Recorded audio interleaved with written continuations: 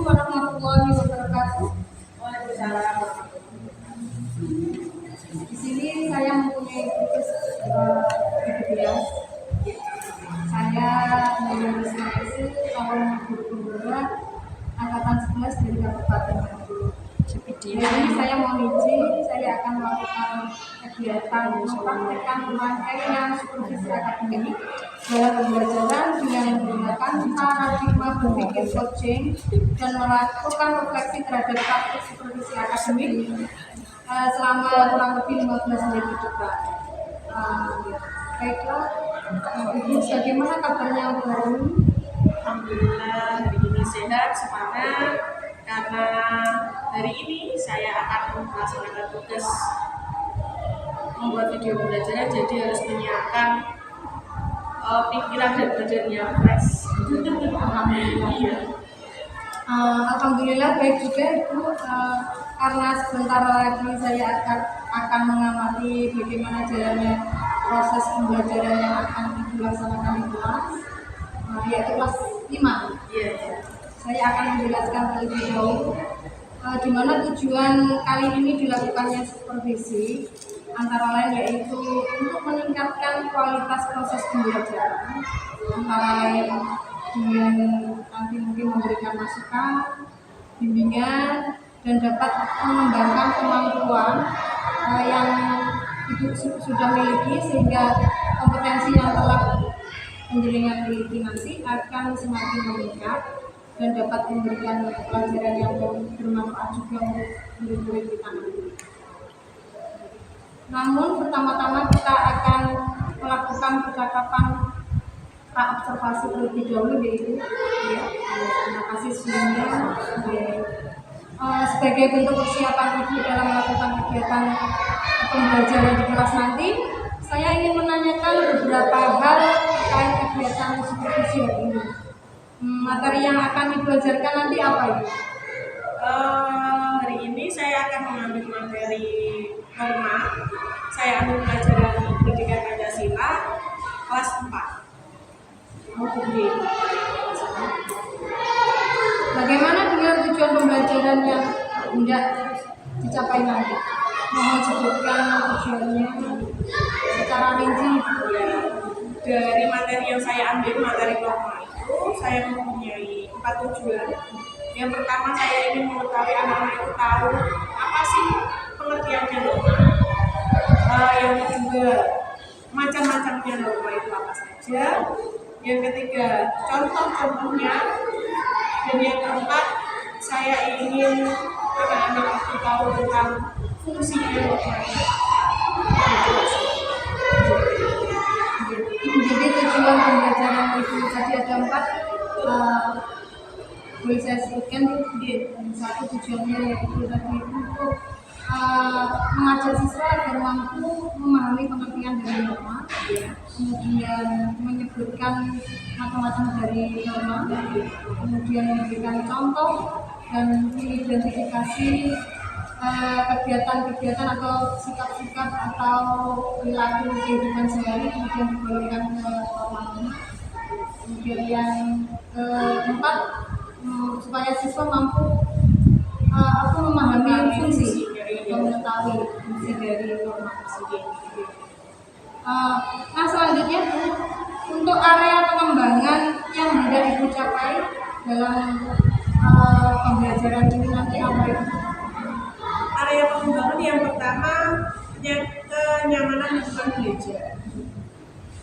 Dari lingkungan belajar yang nyaman, otomatis nanti kita juga akan memperoleh hasil yang maksimal. Yang kedua, penggunaan komunikasi yang interaktif. Saya ingin nanti di pembelajaran saya itu anak-anak bukan hanya saya aja yang aktif, tapi siswa juga aktif. Jadi kita saling berkomunikasi antara guru dan siswa. Dan tiga, pemberian motivasi. Anak-anak itu nanti insya Allah akan saya motivasi bagaimana caranya agar pembelajaran itu tidak pasif, tidak hanya berpusat pada guru, tapi saya ingin menciptakan kelas yang interaktif, yang saling berkomunikasi antar siswa dengan guru atau bahkan siswa dengan siswa, mereka bisa bersama. Yang keempat, saya menggunakan model pembelajaran diferensiasi. diferensiasi itu nanti saya kelompokkan dari beberapa kelompok menurut pengetahuan awal. Mungkin ada nanti yang pengetahuannya mudah, sedang, atau tinggi. Dan yang terakhir saya di akhir nanti akan memberikan asesmen. Baik Ibu, area pengembangan yang Ibu capai nantinya itu kalau saya simpulkan mulai dari mengkondisikan kelas, pembelajaran, kemudian memberikan motivasi agar anak-anak bisa lebih aktif dalam pembelajaran, kemudian yang ketiga supaya pembelajaran juga mulai dari pembukaan, pelaksanaan serta penerimaan nanti juga pelaksanaan dengan lancar, dan terakhir memberikan asesmen pada siswa. Itu ya. Untuk spesifikasinya yang mungkin ingin dikembangkan atau Ibu inginkan untuk saya amati dari yang penjenengan sebutkan tadi area pengembangan.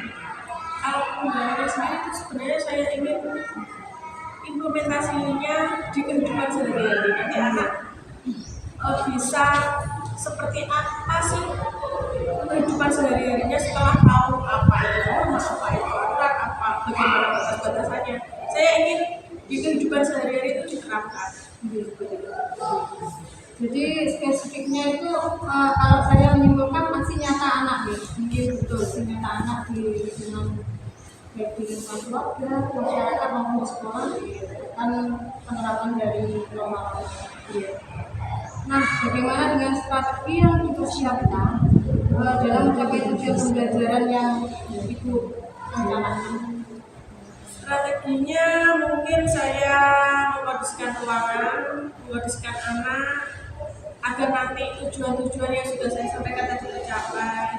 Terus saya juga ingin melaksanakan pembelajaran itu sesuai dengan SPP yang sudah saya buat, jadi runtut dari mulai pembukaan, ini dan penutupnya.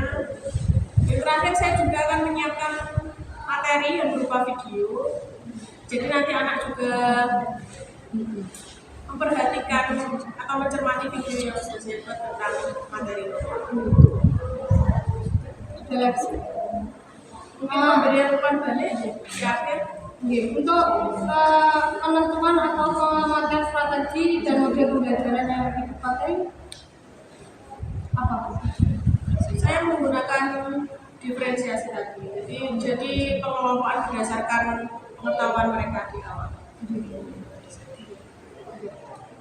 Dan yang terakhir itu dari strategi maupun area pengembangan yang penjenengan sudah sampaikan. Kira-kira harapan Ibu dari observasi yang akan kita lakukan bersama itu nanti apa? Harapan saya anak-anak itu jadi lebih aktif, interaktif dalam kelas. Terus di kehidupan sehari-hari anak bisa menerapkan bagaimana mereka bersikap, bagaimana mereka bertingkah laku sesuai dengan aturan atau normanya. Gitu. Terima kasih. Saya pun berharap demikian.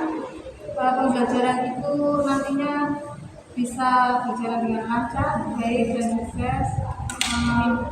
Observasi ini nanti akan dilaksanakan setelah jam pelajaran atau setelah istirahat.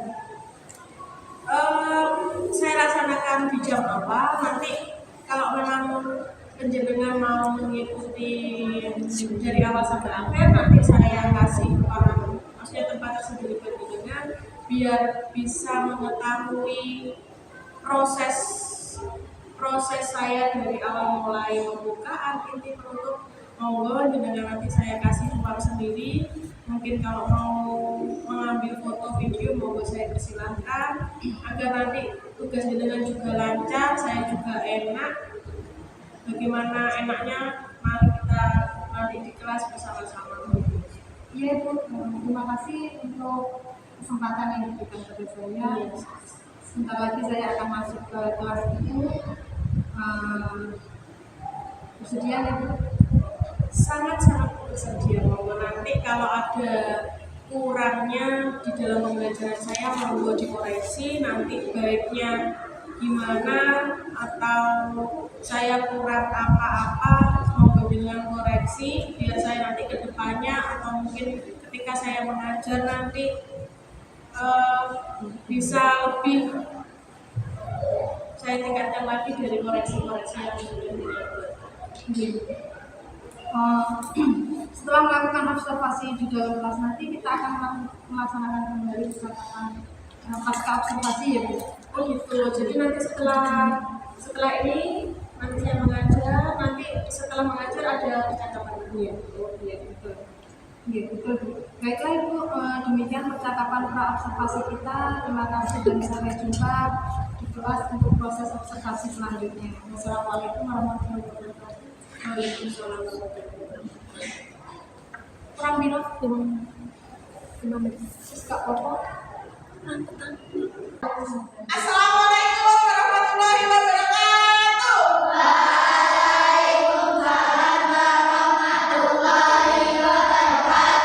Selamat pagi anak-anak. Bagaimana kabar kalian hari ini? Alhamdulillah, luar biasa. Oke, sebelum kita mulai pembelajaran hari ini, mari kita berdoa sesuai dengan kebenaran kepercayaan masing-masing. Salah satu pimpin doa ya. Ayo siapa yang berani pimpin doa? Asa berani? Ya, oke silakan pimpin doa dulu untuk teman-temannya.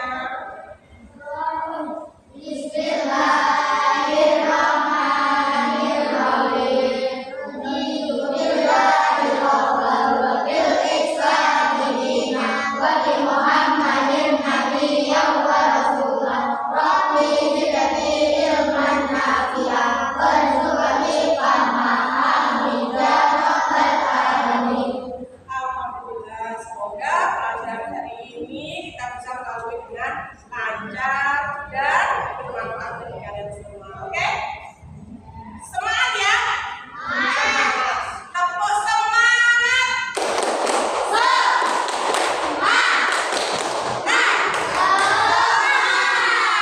Oke, sebelum belajar hari ini kita ada yang masuk? Ayo yang masuk hari ini? Ayo biasa absen dulu ya. Asa. Ada Dendi. Ada Kiki. Rafa. Ya, Rafa. Nisa. Nabila. Amin. Gendis. Anissa. Una. Chelsea. Alhamdulillah berarti hari ini lengkap ya masuk semua. Nah, pelajaran kita hari ini tentang apa? Norma.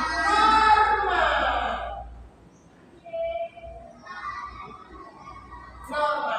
Dari pembelajaran hari ini, Utias berharap satu, nanti kalian tahu pengertian norma.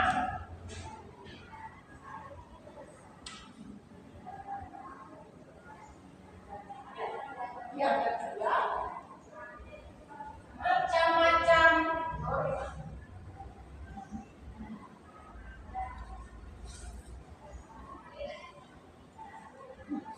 Yang ketiga, contoh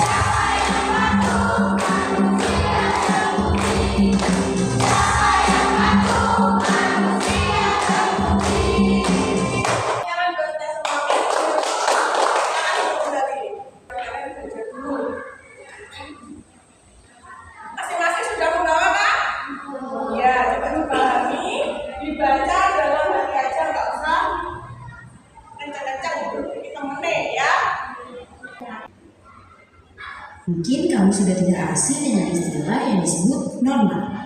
Namun, apakah kamu sudah tahu apa itu norma? Nah, kali ini Great Kids bakal membahas tentang apa itu norma, mulai dari pengertian, jenis-jenis, dan fungsinya. Secara sederhana, norma adalah kaidah atau aturan tidak tertulis yang berisi perintah. Oke. Hello kids. Hai kids. Hello kids. Iya, berarti masih konsentrasi. Oke. Dari video yang sudah saya kan tadi, kalian jadi semakin tahu apa jadi semakin bingung. Apa sih norma itu sebenarnya? Makin paham kan tentunya? Iya, norma itu adalah sebuah aturan yang berlaku di dalam masyarakat. Ya, kenapa norma itu dibuat? Agar hidup kita semakin tertata, tahu aturan-aturan yang harus dilaksanakan, kita menjauhi larangan-larangan yang harus kita hindari. Yang pertama, ada norma apa? Agama. Bersumber dari mana norma agama ini? Dari kurang keras? Dari Tuhan. Aturan yang sudah dibuat oleh Tuhan sesuai ajaran dan agama yang kita anut. Contohnya, kalau kita beragama Islam, salah satu norma agamanya apa? Yang bisa angkat tangan. Jadi, oke, sholat lima waktu. Ada lagi? Ada yang berani lagi? Aksa? Mengaji pinter. Berarti kalau itu aturan, wajib apa tidak wajib kita lakukan? Wajib. Terus kalau kita melanggar, apa hukumannya buat kita? Berdosa. Selain berdosa, iya boleh, benar masuk neraka. Contohnya apa? Yang kita langgar dari norma agama. Contohnya kita melanggar apa? Mencuri, dosa apa tidak? Dosa. Berbohong, dosa apa tidak? Dosa. Kalau sudah tahu antara aturan dan larangan, jangan sekali-kali kita balik. Aturan yang kita tinggalkan, larangannya kita jalankan. Itu salah dosa. Yang kedua dari norma apa? Kesusilaan. Sumber dari mana? Dari manusia. Meskipun norma kesusilaan itu tidak tertulis, tapi secara sadar kita sudah melaksanakannya. Hukumannya norma kesusilaan apa? Apa hukumannya? Menyesal betul Nabila. Ya Allah, aku tadi kenapa ya kok melakukan seperti itu? Rasa menyesal kan hatinya?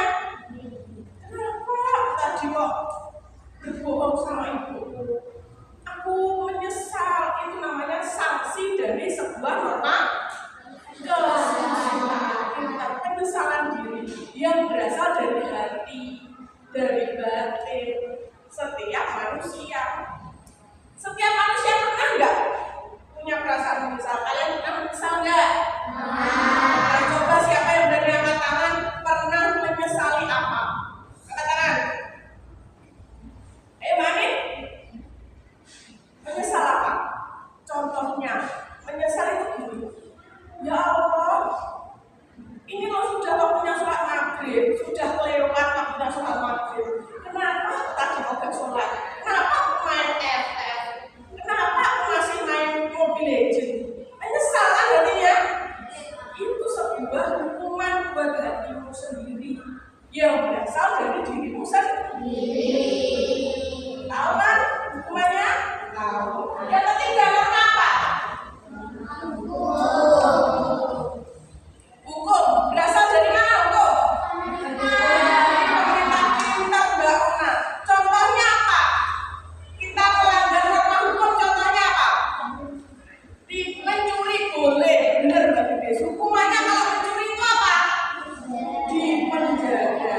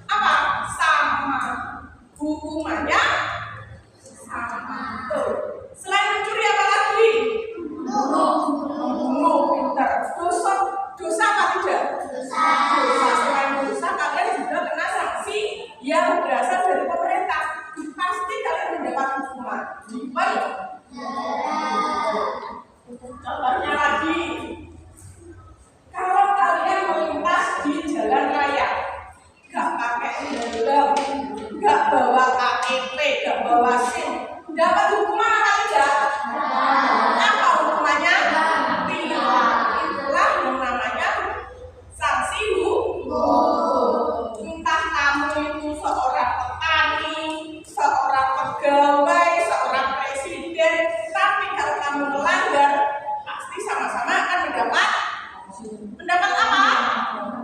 Sanksi atau hukuman. Yang terakhir, karena apa? Kesopanan. Iya, karena kesopanan. Contohnya apa? Betul, Mbak Gendis, menyapa orang yang lebih tua itu apa? Betul, cara makan bersama. Ketika kalian makan bersama, jangan tergesa-gesa, tangan kanan dipakai, tangan kiri dipakai, nyem, belepotan semua. Sopan enggak itu? Tidak, benar. Terus apa lagi contohnya?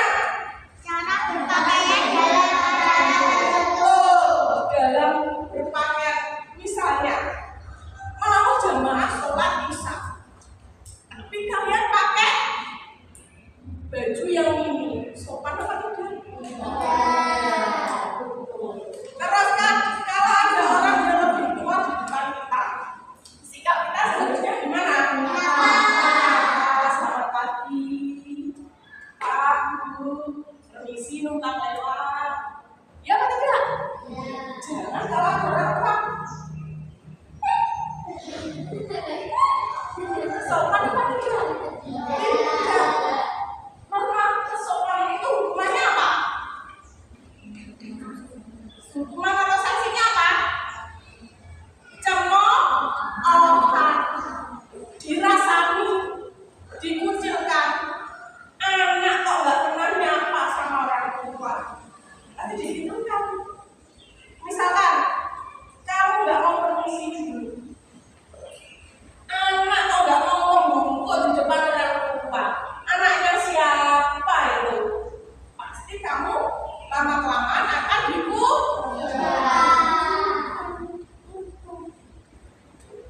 Ada yang masih bingung tentang baca-baca norma? Terus, kalau dia sebenarnya berlaku untuk siapa sih norma itu sebenarnya? Seluruh warga masyarakat. Apa yang terjadi kalau nggak ada norma? Keributan, apalagi kekacauan, betul. Udah ribut, kacau, berantakan, ya kan? Tetapi kalau hidup kita berjalan sesuai aturan yang ada, pasti nyaman, pasti tentram. Nggak mungkin kan kalian kalau sudah patuh, tidak membunuh orang, tidak mencuri, tapi tiba-tiba di penjara, ada enggak? Nggak ada kan? Itu adalah manfaat norma, harus kita pahami. Oke, sekarang kalian sudah duduk sesuai kelompoknya masing-masing? Sudah. Ada kelompok 1, kelompok 2, dan kelompok 3. Nanti setiap kelompok akan mendapatkan tugas yang berbeda. Tugasnya kelompok 1 beda sama kelompok 2, beda sama kelompok 3.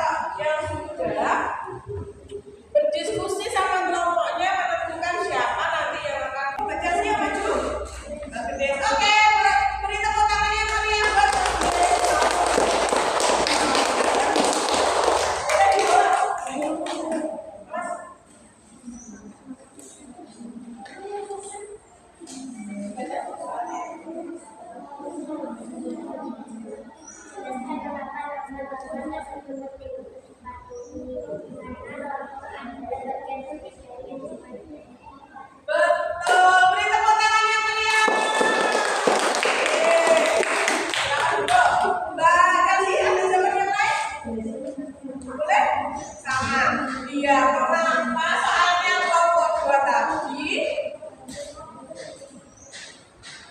Soalnya kelompok 2 kita jelaskan mengapa norma itu penting untuk dipatuhi. Karena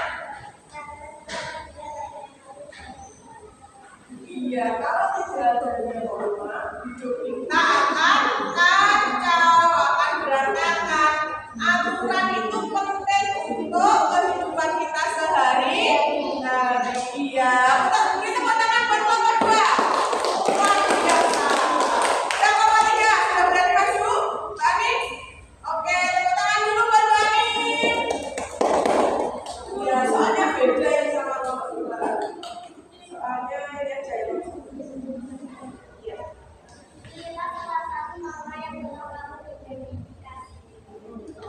Buatlah seperti tawaran tentang seorang anak yang melanggar norma dan ceritakan akibatnya. Ceritakan cerita tersebut pada teman kelas. Oke. Anissa adalah anak yang nakal dan sering tidak melaksanakan suatu waktu. Dan dia setelah melaksanakan saat mengaji. Akibatnya dia mendapatkan dosa dan masuk neraka. Itulah hasil dalam melanggar norma. Luar biasa jawaban dari kami. Tepuk tangan buat kelompok 3. Jawabannya sangat memukau. Pertanyaannya kelompok 3 tadi, buatlah sebuah cerita tentang norma yang dilanggar dan tulislah akibatnya bila melanggar. Tadi Mbak Ani sudah mempresentasikan hasil kelompoknya. Kelompok 3 memilih cerita seorang anak yang melanggar norma apa? Agama. Contohnya tidak mau mengaji, tidak mau sholat, ya. Terus akibatnya apa? Pasti dia akan mendapatkan dosa, masuk neraka. Pintar, luar biasa buat kelompok 3. Ya, tinggal kelompok 1 yang belum. Oke, Mbak Nabila, tepuk tangan dulu buat kita. Soalnya kelompok 1. Soalnya beda-beda.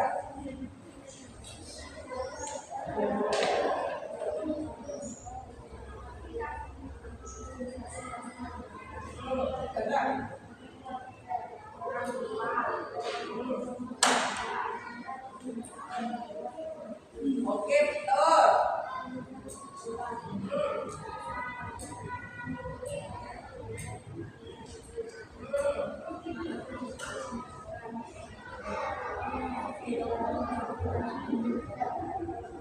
Oke, tepuk tangan buat kelompok 1 yang berhasil dengan kita.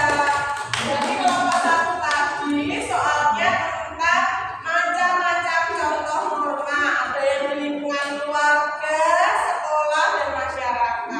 Contohnya yang ada di lingkungan keluarga norma apa biasanya? Kesopanan, pintar. Contohnya apa? Meminta izin kepada orang tua sebelum berangkat sekolah boleh. Kalau contohnya di lingkungan sekolah, norma apa? Mengikuti pelajaran Kesopanan boleh. Kesopanan itu berarti kalau di sekolahan apa? Menghormati bapak dan ibu guru. Karena bapak dan ibu guru di sekolah, ketika di sekolah mereka yang menggantikan siapa? Orang tua. Jadi kalau di sekolah bapak sama ibu guru ini anggaplah sebagai orang tuamu karena yang mendidik kamu di dalam sekolah. Oke, kalau yang ketiga tentang norma yang berlaku di masyarakat. Normanya apa? Norma kesusilaan. Contohnya apa? Menghargai hak-hak orang lain, pintar. Mbak Una jawabannya juga bagus sekali. Oke, berarti kalian sudah tahu di sini sudah bisa menyebutkan contoh norma yang berlaku. Di sini sudah menyebutkan manfaatnya norma. Di sini sudah menyebutkan contoh cerita anak yang melanggar norma dan akibatnya. Berarti satu kelas ini sudah memiliki pengetahuan yang beragam. Nah, setelah ini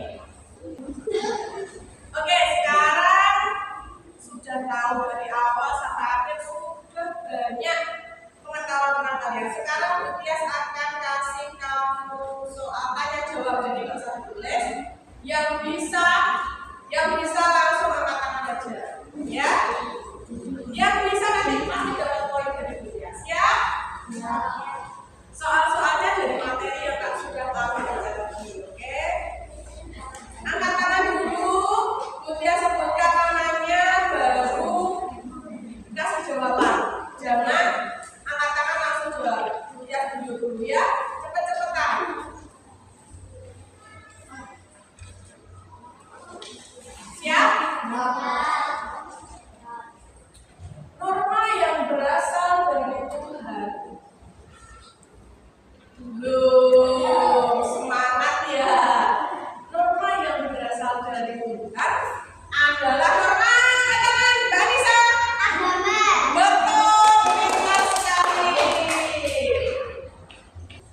Kalian sudah belajar dan Budias yakin kalian sudah paham sekali tentang materi pengertian norma, sudah paham.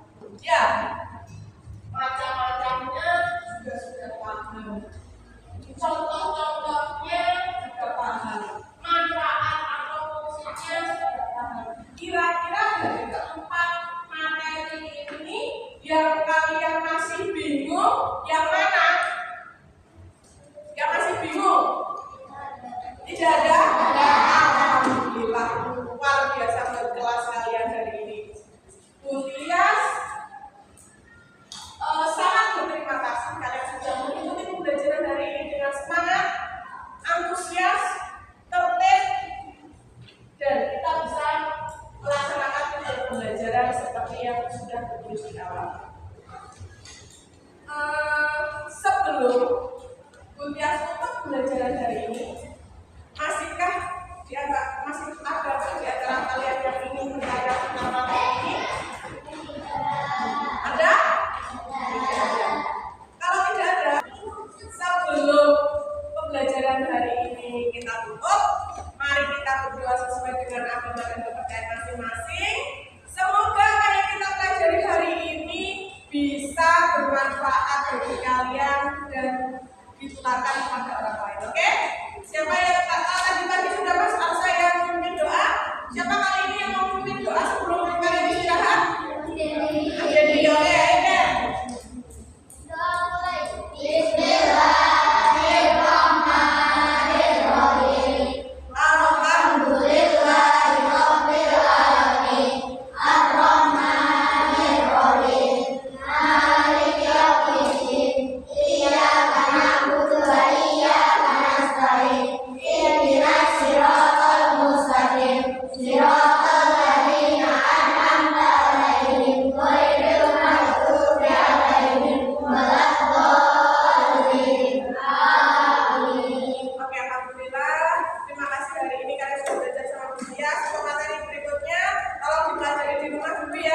Biar nanti pembelajaran setelahnya kan kita lagi. Oke? Budias untuk hari ini. Assalamualaikum warahmatullahi wabarakatuh. Waalaikumsalam warahmatullahi wabarakatuh. Oke, selamat beristirahat. Assalamualaikum warahmatullahi wabarakatuh.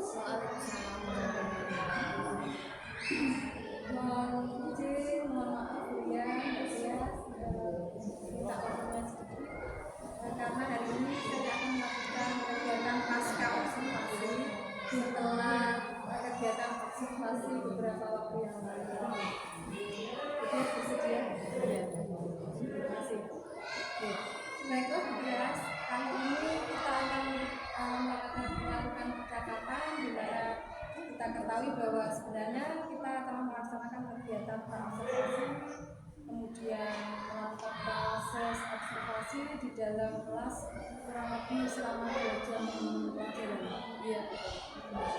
Kemudian bagaimana perasaan Budias setelah melaksanakan kegiatan pembelajaran di kelas 5? Jujur saja sebenarnya saya juga sedikit grogi gitu ya.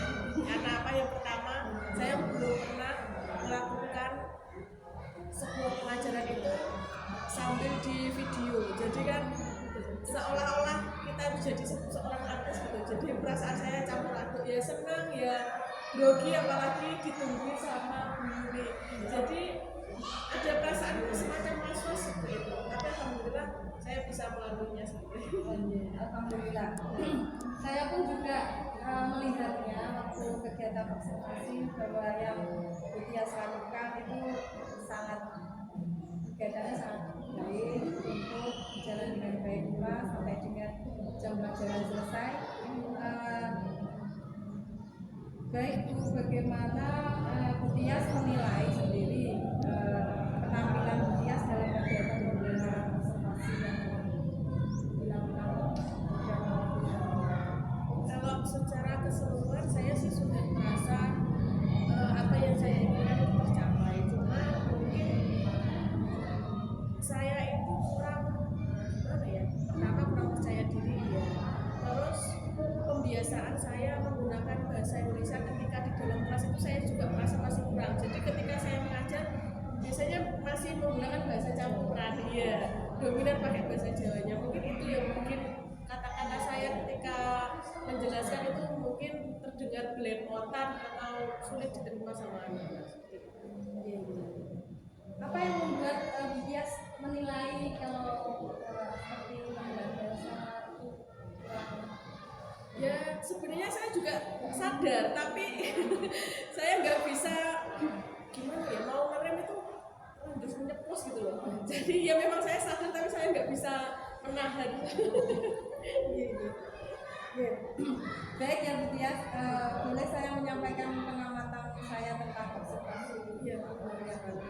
bahwa menurut pengamatan saya kegiatan observasi yang Budias lakukan waktu lalu itu sangat menginspirasi. Kemudian kegiatan itu dilakukan dengan baik mulai dari pembukaan pembelajaran, kemudian inti. Di dalam inti itu Budias juga melakukan SBK, kemudian ada beberapa pertanyaan tematik yang diberikan kepada siswa sehingga siswa itu bisa aktif dalam pembelajaran, tidak canggung seperti itu. Kemudian dalam penutupan Budias juga melakukan beberapa refleksi pembelajaran sehingga pembelajaran waktu itu berjalan dengan sangat baik seperti itu. Kemudian pada area pengembangan yang ditetapkan oleh Budias itu kemarin apa saja? Kalau saya itu sebenarnya dasarnya saya ingin mengembangkan kan materi saya tentang hormon gitu. Tujuan utama saya itu anak-anak bisa menerapkan materi-materi yang sudah saya sampaikan itu dalam kehidupannya sendiri. Jadi bisa mengimplementasikan itu. Ya, jadi misalkan contoh norma yang ada di rumah, ya anak-anak itu juga melaksanakan, bukan hanya menyebutkan contohnya saja, tapi juga dilaksanakan. Atau bahkan norma yang ada di sekolah. Jadi saya sendiri pun bisa memantau, oh berarti anak ini sudah menjalankan sesuai contoh yang dia sebut. Kemudian saya juga mengamati bahwa Budias kemarin juga menggunakan pembelajaran berdiferensiasi. Iya. Bisakah Budias menjelaskan?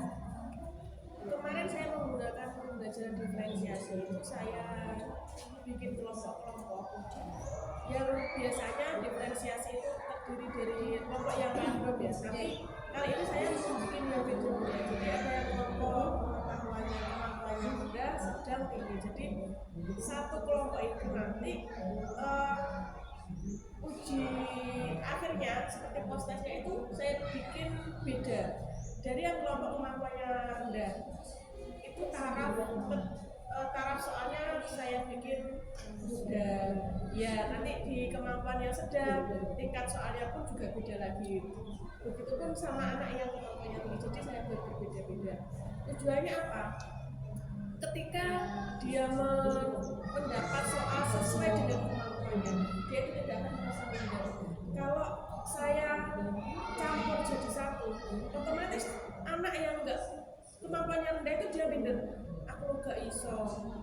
Otomatis nanti dalam kelompok pun dia juga akan pasif.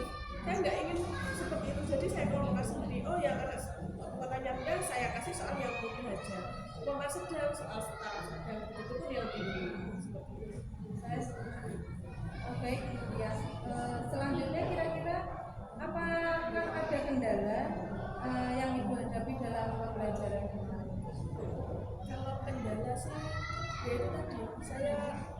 berusaha untuk kedepannya itu biar bahasa saya ketika mengajar itu tersampaikan pure dengan menggunakan bahasa Indonesia. Kecuali nanti kalau pembelajaran bahasa Jawa juga saya pengennya bahasa Jawa. Nah, selama ini kan saya masih menggunakan bahasa yang campur aduk.